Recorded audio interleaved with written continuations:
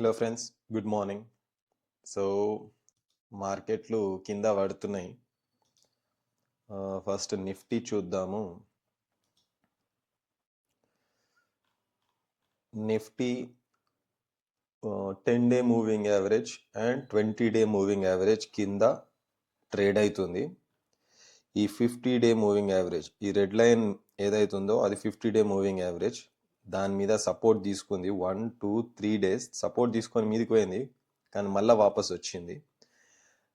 నిన్న ట్రేడింగ్ సెషన్లో 50-డే moving average దగ్గర సపోర్ట్ తీసుకుంది. మీదనేమో ఈ 10-డే 20-డే మూవింగ్ యావరేజ్ రెసిస్టెన్స్ లాగా ఉన్నాయి. చూద్దాం ఏమవుతుందో ఈరోజు. ఇంట్రెస్టింగ్ డే ఈరోజు. 50-డే మూవింగ్ యావరేజ్ కింద క్లోజ్ అయిందంటే డేంజరే ఇక షార్ట్ టర్మ్లో. ఎందుకు అని అంటే ఇంకా మొమెంటమ్ ట్రేడర్స్ అందరూ బయింగ్ చేయడం ఆపేస్తారు బిలో 50-డే మూవింగ్ యావరేజ్. పొజిషన్స్ దగ్గరికి వెళ్తే ఇప్పుడు మన అకౌంట్ వాల్యూ దగ్గర పోదాము. లాస్ట్ వీడియోలో నేను చెప్పింది, మనం మాట్లాడుకున్నప్పుడు మన అకౌంట్ వాల్యూ 30.2 lakhs దగ్గర ఉండే. ఒక 20,000 అట్లా పోయినాయి పైసలు. యాక్చువల్లీ ఇది 20.6 వరకు పోయినుండే, అంటే ఇంకెక్కువనే పోయినుండే మొన్న. కానీ కొంచెం రికవర్ అయ్యింది. ఓకే, దీంట్లో మన ప్రస్తుతం ఏమేం హోల్డ్ చేస్తున్నామో చూద్దాము. అశోక్ లేలాండ్ ఇంకా అది ఇయ్యలే. ఓకే, దీనికంటే ముందు యాక్చువల్లీ నేను ఈ ట్రేడింగ్ స్టార్ట్ చేసినప్పటికెళ్ళి ఒక 20 ట్రేడ్లు చేసిన సోఫార్. ఆ 20 ట్రేడ్లు ఇవే. కౌంట్ 20 ట్రేడ్స్ అనమాట. For example axis bank first trade DMart ఉండే, దీంట్లో 9,000 పోయినాయి. సెకండ్ ట్రేడ్ హెచ్సిఎల్ టెక్నాలజీస్ ఉండే, దాంట్లో 13,000 పోయినాయి. ఆ తర్వాత యాక్సిస్ బ్యాంక్, క్యూమిన్స్ ఇండియా, ఇట్లా చేసుకుంటా పోయినా. టోటల్ 20 ట్రేడ్లు చేసిన సోఫార్ 2 నెలలల్లా. ఓకే, అక్టోబర్ 15వ తారీఖు నేను స్టార్ట్ చేసిన అనుకుంటా ట్రేడింగ్. ఇది డిసెంబర్ 15. సో 2 నెలలు కంప్లీట్ అయినాయి. యావరేజ్గా నెలకి 10 ట్రేడులు చేసినాం అన్నట్టు. ఎంతైనా ఇంకా ట్రేడింగ్ స్టార్ట్ చేసిన స్టార్టింగ్ డేస్ కాబట్టి కొంచెం భయపడుకుంటే చేస్తున్నా. పైసలు పోవద్దు, పైసలు జాగ్రత్త. ఫస్ట్ అలవాటు కావాలి ట్రేడింగ్. చాలా రోజుల తర్వాత చేస్తున్నా, ఆల్మోస్ట్ 10 years తర్వాత. అండ్ నేను నేర్చుకుంటున్నా బేసికలీ యూట్యూబ్లో చూసుకుంటా అండ్ చాట్ జీపీటీతోని కొంచెం క్వశ్చన్స్ అడుక్కుంటా, మళ్ళా బుక్స్ చదువుకుంటా. అంటే పెద్ద బుక్స్ అంటే ఒకటే బుక్ చదువుతున్నా అనుకోండి ప్రస్తుతానికైతే. సో ఇవన్నీ చూసి నేను ట్రేడింగ్ మళ్ళీ స్టార్ట్ చేద్దాము, జర పైసలు గట్టిగా కొడదాము అంటని ఆ ప్లాన్తోని ట్రేడింగ్ స్టార్ట్ చేసిన. సో టోటల్ 2 months అవుతుంది. 2 monthsలో 20 ట్రేడ్లు చేసినాము. సో ఆ 20 ట్రేడ్ల పర్ఫార్మెన్స్ ఎట్లా ఉంది అనేది ఈ వీడియోలో చూద్దాము. ఓకే, టోటల్ పైసల్ పీబైఎల్, ప్రాఫిట్ ఆర్ లాస్, టోటల్ 20 ట్రేడ్లల్లా మనము ప్లస్ 49,000 కొట్టిన, 49,000 ప్రాఫిట్ కొట్టిన so far. That is good. Number of trades 20. ఆ 20లో 10 ట్రేడ్లలోనేమో పైసలు పోయినాయి, 10లోనేమో పైసలు వచ్చినాయి. Correct 50% win rate. 50% is my win rate. గెలిచినప్పుడల్లా 13,500 రూపాయలు గెలిచిన యావరేజ్గా. ఓడిపోయినప్పుడల్లా 8,600 ఓడిపోయినా యావరేజ్గా. సో ఆ win average divided by losing average తీస్తే ఆ risk is to reward ratio వచ్చేసి 1:1.57 వచ్చింది. దట్ ప్రస్తుతానికైతే స్టార్టింగ్ డేస్లో నాకు ఇంత రావడం నాకైతే కొంచెం మంచిగానే ఉంది. పైసలు అయితే పోలేవు, దట్ ఈస్ గుడ్. కాకపోతే నా టార్గెట్ వచ్చేసి దీన్ని మినిమం ఈ నంబర్ని 2 to 1 చేయాలి. అంటే గెలిచినప్పుడల్లా ఒక 20,000 గెలవాలి, ఓడిపోతే 10,000 పోవాలి. సో గెలిచినప్పుడు డబల్ పైసలు రావాలి మినిమం అన్నట్టు నేను ప్రయత్నం చేస్తా ఫ్యూచర్లో. అదొకటి. So EV, expected value, which is the most important topic in the world of trading. దీని గురించి ఖచ్చితంగా ఒక మంచి వీడియో చేద్దాము. ప్రస్తుతానికైతే ఎక్స్పెక్టెడ్ వాల్యూ అంటే నేను ప్రతి ఒక్క ట్రేడ్ మీద సుమారు 2500 రూపాయల చొప్పున నేను డబ్బులు సంపాదిస్తున్నా. అంటే 20 ట్రేడ్ల మీద నేను ఒక్కొక్క ట్రేడ్ మీద యావరేజ్గా 2400 రూపీస్ కొట్టిన. ఓకే, ఇది మన performance summary. I'm happy, but full ఫోర్స్తో అయితే నేను ట్రేడింగ్ చేయలే. మెల్లమెల్లగా చిన్న చిన్న అడుగులు వేస్తున్నా. ఒక్కసారి నాకు కొంచెం మంచిగా కాన్ఫిడెన్స్ వచ్చిందంటే గట్టిగా చేయొచ్చు, గట్టిగా పైసలు సంపాదిద్దాము. బట్ హే, కొన్ని దీంట్లో లక్కీ కూడా అయినా నేను. ఆ లక్కీ అనేది 2-3 కాన్సెప్ట్ నేను చెప్తాను ఇప్పుడు. ఫర్ ఎగ్జాంపుల్ మన హోల్డింగ్స్లోకి పోదాము. ఇప్పుడు నేను హోల్డింగ్స్లో అశోకా లేలాండ్, భారతీ ఎయిర్టెల్, చెన్ పెట్రో, తంగ్మై, ఈ 4 మళ్ళీ పొజిషన్స్లోకి వచ్చేసి ట్రెంట్ డిసెంబర్ ఫ్యూచర్ని దీన్ని షార్ట్ చేసిన. షార్ట్ అంటే ఫస్ట్ సెల్ చేసిన.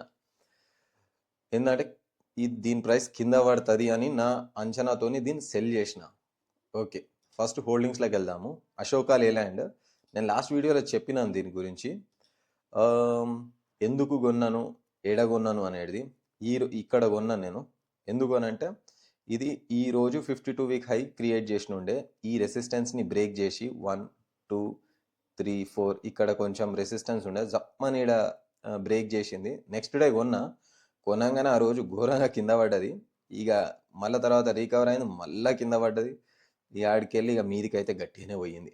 ఓకే, దీంట్లో టోటల్ 4089 షేర్స్ కొన్నా. దాంట్లో 2000 షేర్స్ ఆల్రెడీ ప్రాఫిట్ బుక్ చేసేసినాం. ఇంకా మిగిలినవి ఎంత అంటే ఇంకో 2889 షేర్లు మిగిలినాయి దాని మీద. సో మనం యావరేజ్గా 147 రూపీస్ దగ్గర కొన్నాం అన్నట్టు.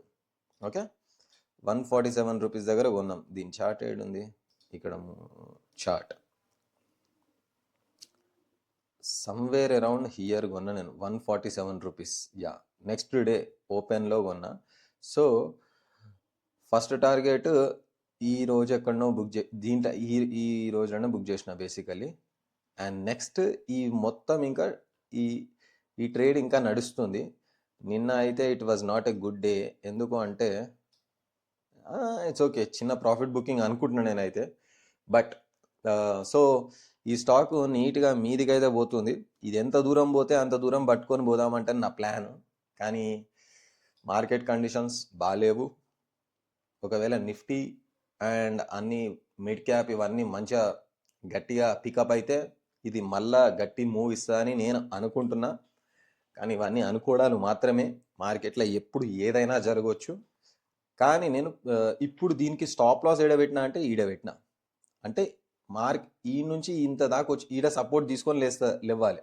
ఒకవేళ కిందకు వస్తే లేదు అయినా కూడా ఈ పాయింట్ని బ్రేక్ చేసింది అంటే ఈ క్యాండిల్ స్టిక్ ఉంది కదా, దీనిలో కింద నా స్టాప్ లాస్ ఇప్పుడు రివైజ్ చేసిన.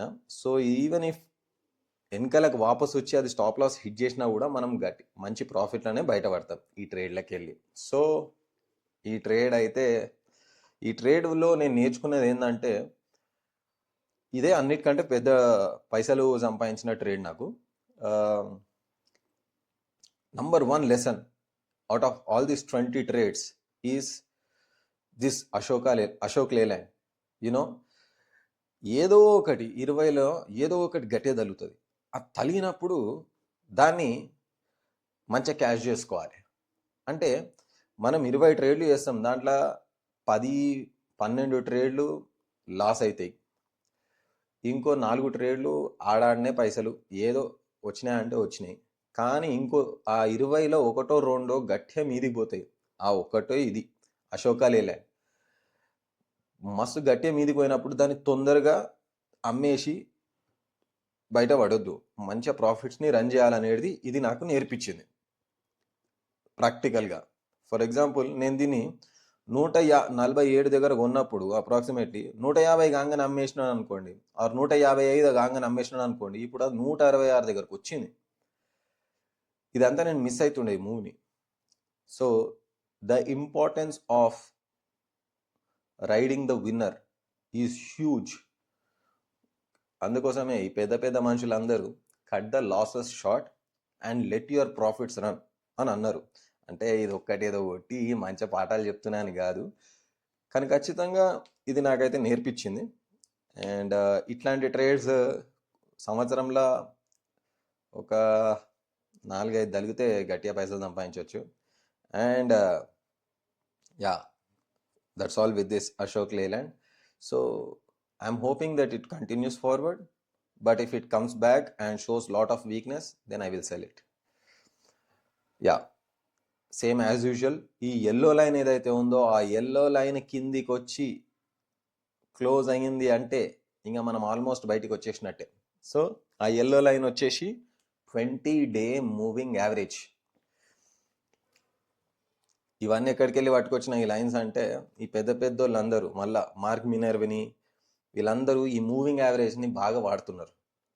సరే ఇక వాళ్ళు వాడి పైసలు సంపాదించినప్పుడు మనం వాడకపోవడం అనేది ఎందుకు, మనం కూడా వాడదాం, కొన్ని పైసలు సంపాదిద్దాం అంటేనే ఈ మూవింగ్ యావరేజెస్ అనేది నేను కూడా వాడుతున్నాను. ఓకే, అశోక్ లేలాండ్ మీద చాలాసేపే మాట్లాడినాం. నెక్స్ట్ భారతీ ఎయిర్టెల్. ఇది బ్యూటిఫుల్ ట్రేడ్ ఇది యాక్చువల్లీ, ఎందుకంటే వర్కౌట్ అయింది కాబట్టి. ఇంకా వర్కౌట్ అంటే జస్ట్ కానీ ఓకే. ఇది నేను ఎందుకు కొన్నా భారతీ ఎయిర్టెల్, ఎక్కడ కొన్నా, ఎందుకు కొన్నా?